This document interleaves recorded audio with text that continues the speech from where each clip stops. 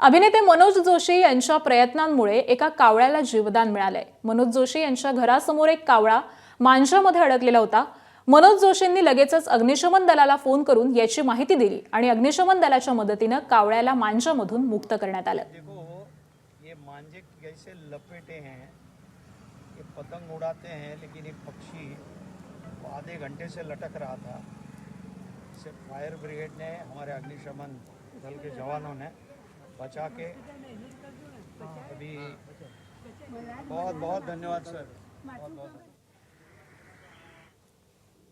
आणि ज्या वायफायच्या वायर्स असतात प्रत्येक बिल्डिंगमध्ये, त्या वायरमध्ये तो मांजा अडकून तो असा लटकत होता, जवळजवळ अर्धा तास लटकत असतो। माझं सहज लक्ष गेलं, मी खिडकीत आलो, ताबडतोब फायर ब्रिगेडला फोन केला।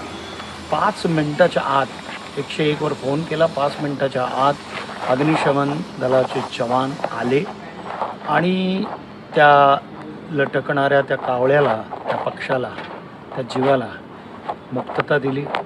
तो मांजा काढला। तो जवळजवळ 10-1 मीटर मांजा अडकलेला होता।